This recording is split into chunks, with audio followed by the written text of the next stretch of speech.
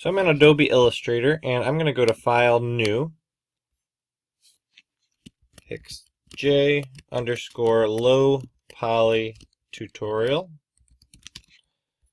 The letter is fine, that's going to change. I'm going to just click OK. File, Place. I'm going to find the image that I had found of the doctor here. Now it's too big. Remember, if you need to resize anything, just hold down Shift, and in Illustrator you can use this selection tool. The lasso tool is over here. The selection tool is the black arrow, and I'm going to just resize it using Shift.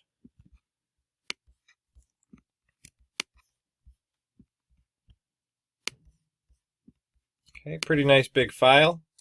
Good resolution.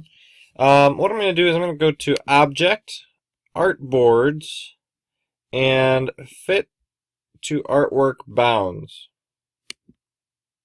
Okay, so now, instead of being page size like this is right here, I just did Command Z. By going to Objects, Artboards, Fit to Artwork Bounds, the document becomes the size of that image. I'm going to come over to Layers, and if your layers aren't over here, just like before, Window, Workspace, Reset Essentials, that's there in all the programs. And the layers look like this. I'm going to click on Layers, and I'm going to lock this layer and add a new one. Okay, so I'm almost ready. I want to set my fill color, so this is kind of like InDesign, except some things are a little different. I'm going to set my fill color as transparent, and I'm going to set my stroke color as kind of a bright green or something that's going to contrast with the colors that are in here. Come over to my stroke. If I click the little drop down arrow, I can do half a point, and that'll be about right. From here, I'm going to go to View, Show Grid. Okay.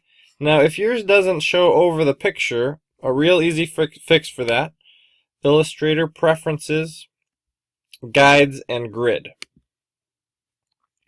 And what you want to do is uncheck Grids in Back. Uncheck Grids in Back. And you probably want to add more grid lines. It's up to you if you want it to be a larger, low poly shapes. I chose to do a larger amount because it's going to give me more options that are more precise for placing my my triangles that I'm creating. Click OK. Alright, I can zoom in with my two-finger pinch approach, and I'm going to zoom in around his eye. And what I'm going to do is I'm going to come over to my layers on this new layer, and I'm going to go to the pen tool. The pen tool. Now, P as in pen is the shortcut for the pen tool.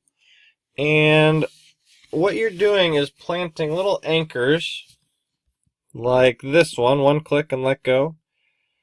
And each one creates an anchor. The second one creates a line. And I can kind of outline the eye. This is going to start it off for me. But you notice it's connecting to those intersections on the grid. Now, for something like an eye, you want to be fairly detailed. If you're doing an ear, it might not be as important. It's going to be up to you to make some decisions as to how much detail you want. Now, what I've found is that a lot of the labor-intensive work comes in some of the detail areas, but then other areas like the forehead or the background, that's where you make up time. Alright, now if you just hover over one of these anchor points, you'll notice that a little minus comes up.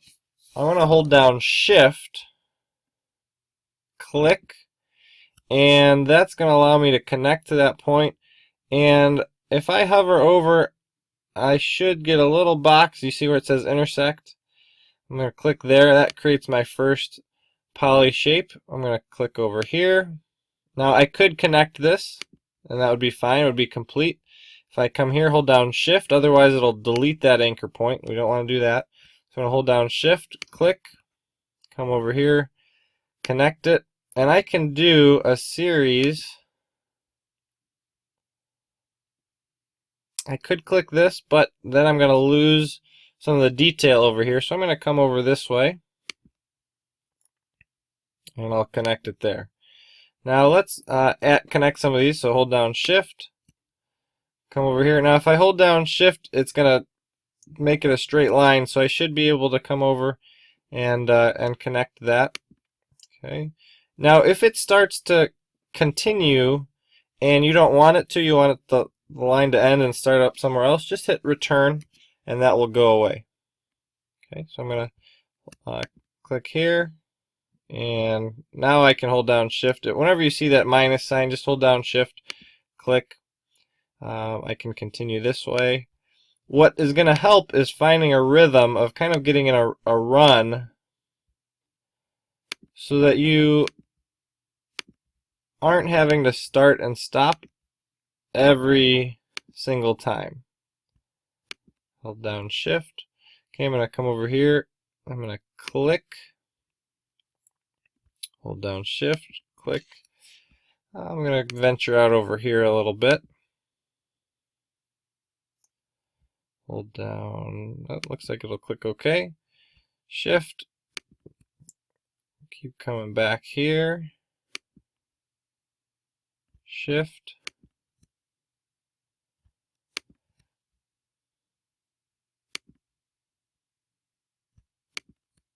Okay.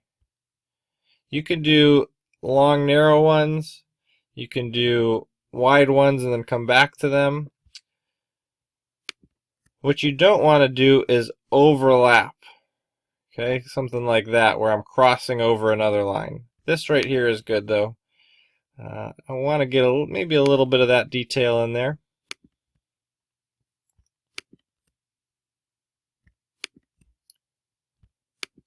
Okay, I'm going to hit enter. Now I can hold down Shift, click, click, click. Alright, so you get the idea. At this point, once you've had a large area that has been kind of mapped out, I almost forgot one here. I'm going to click and click again. What you're going to eventually end up doing is taking the selection tool, selecting everything, and you're going to go to Window, Pathfinder. Click on this, and this is going to separate the paths. Okay, you might look like it loses some of them. That's okay. You can always set that back to the green later on. So that, I'm just going to move that over here.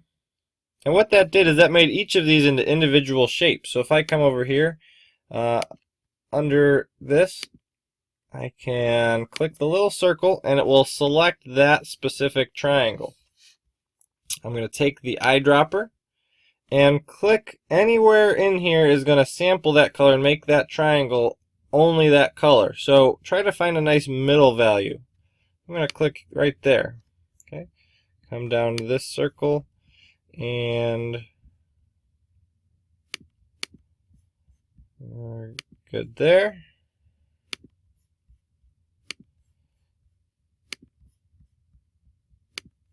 It's important that as you're doing this, you're paying attention to lights and darks, because that's going to really shape the face for you.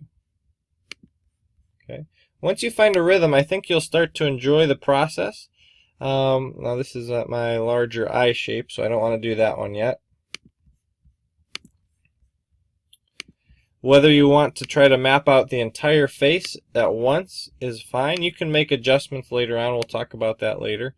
But hopefully this will get you off the ground running and give you a little bit of a taste so you can start to explore the size of the polygons that you want to create and what type of image you're going to want to create. Alright, we'll sign off.